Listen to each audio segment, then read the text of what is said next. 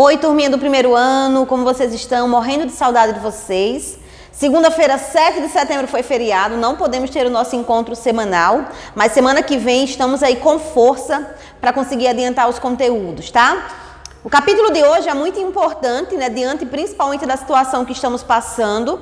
A todo instante estamos falando sobre imunidade, manutenção do sistema imunológico, o que eu posso ingerir, por exemplo, que vai contribuir com a defesa desses patógenos que causam doença. E hoje, principalmente em tempo de Covid-19, mais importante ainda a gente conhecer um pouco sobre o nosso sistema imunitário. Então, prestem atenção e vamos ao estudo. Primeiro, o sistema imunitário, na verdade, ele tem o objetivo de produzir glóbulos brancos que vão atuar na defesa do nosso organismo. Então, glóbulos brancos como macrófagos, eosinófilos, basófilos, linfócitos, que já estudamos no capítulo anterior. Então, espero que vocês estejam aí com as anotações, porque o capítulo anterior, ele complementa, na verdade, esse capítulo de hoje. Já o sistema linfático, ele é responsável, na verdade, pelo controle, pela manutenção desses glóbulos brancos que são produzidos.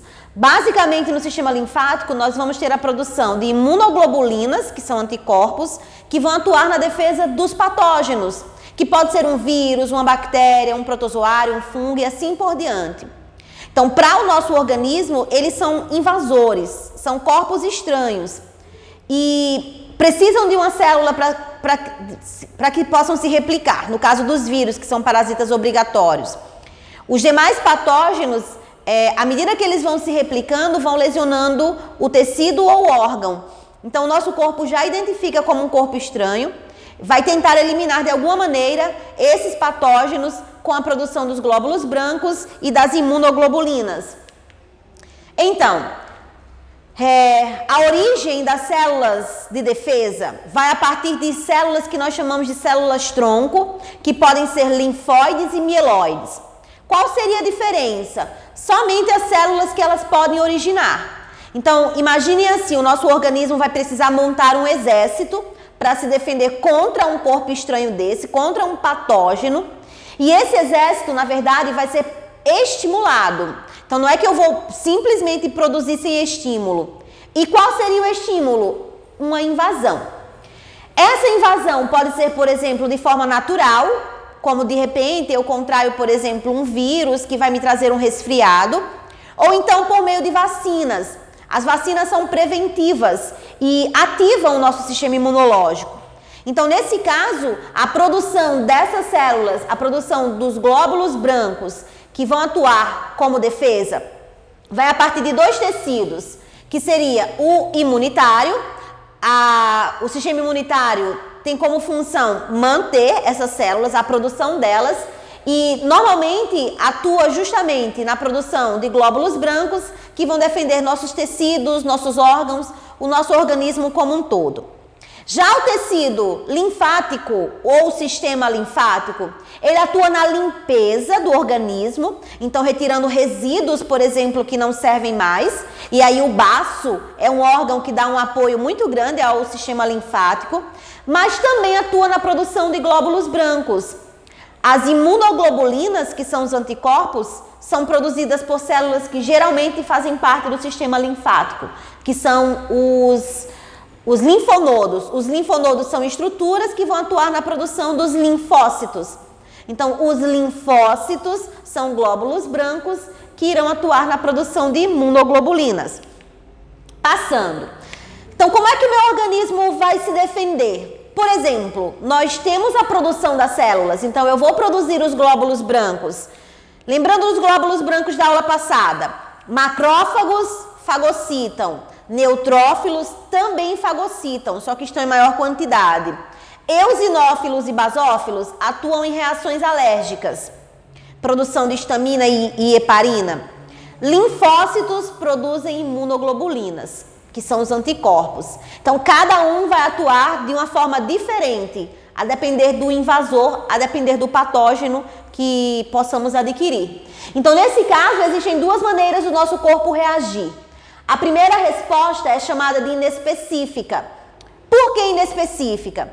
Porque esses glóbulos brancos vão atuar em qualquer corpo estranho. Isso desde um corante, por exemplo, que está presente num alimento, até sim um micro-organismo como uma bactéria, por exemplo, que de repente está presente naquele ovo cru, que seria a salmonela.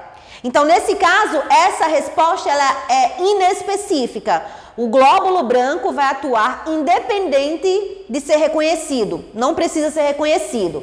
Aí nós temos o exemplo dos macrófagos e dos neutrófilos que atuam fagocitando esse corpo estranho, os eosinófilos e os basófilos que atuam em reações alérgicas. E aí, como eu disse, independe do componente, desde um componente nutricional até um micro-organismo que possamos ter alergia. Então, essa é a resposta inespecífica. O glóbulo branco não precisa ser reconhecido. Já a resposta específica é aquela que o glóbulo branco vai ter que atuar no modelo que nós conhecemos como chave e fechadura. Ou seja, o patógeno precisa ser reconhecido pelo glóbulo branco para que ele possa atuar. Aí nós temos como os exemplos os linfócitos. Os linfócitos que vão produzir os anticorpos. Esses anticorpos serão específicos para cada patógeno. Então, se for de repente uma doença viral, uma doença bacteriana, os anticorpos ou imunoglobulinas são altamente específicas. Por isso que sempre dizemos, se eu contraio uma doença infectocontagiosa uma vez, então provavelmente eu não vou tê-la a segunda vez. Em partes isso está certo, porque o nosso organismo, ele cria uma memória imunológica. Mas, se de repente esse vírus ou essa bactéria tenha sofrido mutação e eu tenha contato com esse patógeno após a mutação, então eu posso contrair de novo. Falamos muito sobre catapora, né? Se eu pego catapora na infância, eu não pego nunca mais. Na verdade, não é bem assim. O nosso corpo sim tem uma memória imunológica, mas de repente a gente possa contrair com um patógeno mutante. Então, as respostas específicas são controladas pelos linfócitos, que são responsáveis pela produção das imunoglobulinas. Aí existem basicamente dois tipos de linfócitos. Os linfócitos B, e eles são chamados de linfócitos B porque são produzidos no baço. Como eu falei anteriormente, o baço é um órgão linfóide que atua eliminando resíduos do nosso organismo, resíduos de digestão, por exemplo, que não servem mais. Esse baço consegue acabar eliminando, além de contribuir com a produção dos linfócitos, né, linfócitos B. Nesse caso, a principal função dos linfócitos B é a produção das imunoglobulinas. As imunoglobulinas são proteínas de defesa que vão atuar contra patógenos específicos. Para que elas possam atuar, elas precisam ser reconhecidas. Então, é como se na superfície do patógeno, que é o invasor, tem uma proteína que vai se encaixar perfeitamente também na imunoglobulina. Como ele está mostrando aqui, ó, IG é imunoglobulina. E essa bolinha vermelha é o antígeno. Então, o verdinho aqui é o anticorpo produzido pelo linfócito e o vermelhinho é o antígeno. E esse antígeno aí, como eu disse, pode ser um vírus, uma bactéria, um protozoário, um fungo, enfim, é algum patógeno. Então, vai ser reconhecido. Se ele for reconhecido, esse anticorpo, essa imunoglobulina, vai conseguir destruir esse antígeno, impedindo assim que ele se replique, ok? Então, nesse caso, quando eles são identificados, naturalmente ocorre a maturação desse linfócito para produzir a imunoglobulina. Quem produz o linfócito? Medula óssea. Então, essas células linfóides e mieloides são produzidas pela medula óssea. Ali eu tenho o linfócito T. O linfócito T, gente, já é produzido pelo timo. Também é um órgão linfóide que está localizado mais ou menos aqui nessa região, próximo ao coração e entre os pulmões.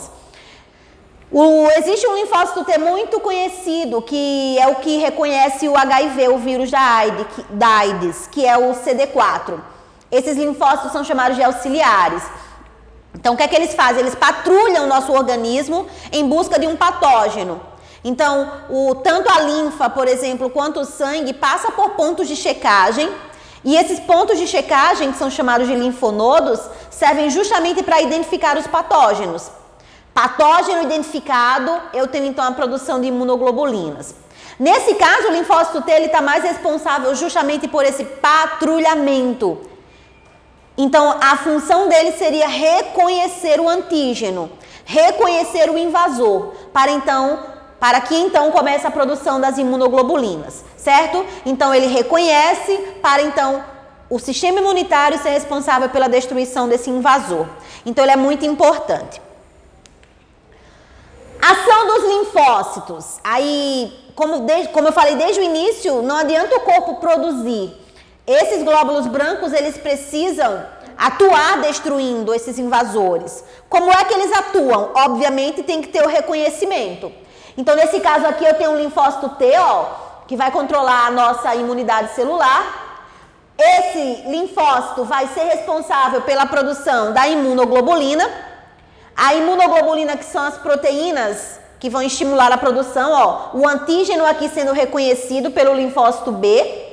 Automaticamente o linfócito T encaixa reconhecendo também esse antígeno e vai ocorrer a produção dos anticorpos. Olha ali um plasmócito que vai produzir as imunoglobulinas, que está ali do lado dos anticorpos. A partir do momento que meu corpo produziu a primeira vez essa imunoglobulina, eu crio uma memória. Então, caso eu seja invadida de novo por esse corpo estranho, eu posso me defender de forma mais rápida. E eu preciso não tomar remédio, olha. Nesse caso, o nosso corpo tem uma memória. Então, só vai levar um tempo maior, mais alguns dias, para que eu possa me recuperar, por exemplo, dessa doença que ele possa causar. O problema é que nós não temos a paciência de esperar. Então, geralmente, queremos um medicamento para acelerar essa resposta do organismo. Ou então, já para destruir ou tentar bloquear a replicação desses patógenos que estão no organismo.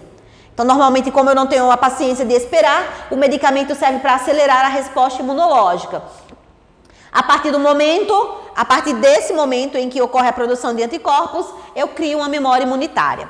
Então, o antígeno é reconhecido tanto pelo linfócito T quanto o linfócito B. Vai ocorrer a produção das imunoglobulinas, que são os anticorpos, que vão então defender o nosso organismo contra esse invasor. Em conjunto, eu crio uma memória, já que eu precisei produzir os anticorpos, e caso eu seja invadida novamente por meio desse patógeno, eu já vou ter uma resposta mais rápida. Olha, isso daqui hoje, principalmente como eu disse, em tempo de SARS-CoV-2, em tempo de Covid-19, isso é muito importante. Eu tenho certeza que nas leituras que vocês encontraram nas redes sociais por aí, vocês já viram alguma dessas siglas que estão ali ao lado, IgA, IgM, IgG, são as imunoglobulinas. Imunoglobulinas específicas. Elas vão atuar, na verdade, naquela resposta específica por meio da produção de anticorpos, controladas pelos linfócitos. Então, de maneira geral, eu tenho aqui uma imunoglobulina. Essa imunoglobulina apresenta o sítio de ligação. Esse sítio de ligação é onde ela encontra o antígeno e é reconhecida. E aqui eu tenho os receptores, nesse caso, receptores que se ligam com a célula. E ali eu tenho alguns tipos de imunoglobulinas. Obviamente, vocês não precisam lembrar como essas imunoglobulinas atuam, mas que vocês saibam reconhecer num texto, por exemplo, que essa sigla aqui representa a imunoglobulina. Primeira, IgA. Essa imunoglobulina normalmente atua nas mucosas, como mucosa bucal, por exemplo, mucosa vaginal e assim por diante. Normalmente, essa imunidade, ela acaba sendo transmitida da mãe para o filho. Sabe quando a gente diz que uma das primeiras vacinas do bebê é a amamentação, a primeira amamentação, que nós chamamos de colostro, justamente por conta dessas mucosas, dessa flora que pode ser passada durante a amamentação. IgM. A diferença dessa IgM é que ela não é congênita, no caso ela não passa via placenta, e nesse caso ela pode se elevando ou pode ser intensificada a partir da vida, à medida que a gente vai, por exemplo, contraindo algumas doenças. IgG, de todas as outras, essa aqui está presente em maior quantidade no sangue, então ela é muito importante para essas respostas que acabam sendo controladas a partir do sistema cardiovascular. IgD, as imunoglobulinas IgD normalmente são encontradas na superfície dos linfócitos, como aquela que nós vimos anteriormente, aquela anteninha que serve para identificar os anticorpos, os antígenos. E por último, IgE. No caso da IgE, nós temos a ação principalmente de eosinófilos e basófilos que atuam em reações alérgicas e também defesa contra alguns vermes que possamos ter, por exemplo, lombriga, né, as cáries lumbricoides, a tênia solium e saginata, cistossoma e assim por diante. Então essa última imunoglobulina aqui normalmente é típica de eosinófilos e basófilos em reações alérgicas e controlando também a invasão de vermes. Para encerrar, vamos então aos tipos de respostas. Olha, sempre falamos em vacina. Não sei se vocês já perceberam que normalmente existem 2 doses para vacina. Por que 2 doses? A primeira dose é para que o corpo possa identificar esse patógeno. Primeiramente, o que é uma vacina? A vacina, na verdade, consiste num mecanismo ativo. Por que ativo? Porque o meu corpo tem que trabalhar de prevenção. Então, meu corpo vai produzir os anticorpos por meio do antígeno que foi introduzido a partir da vacina. Então, a vacina geralmente traz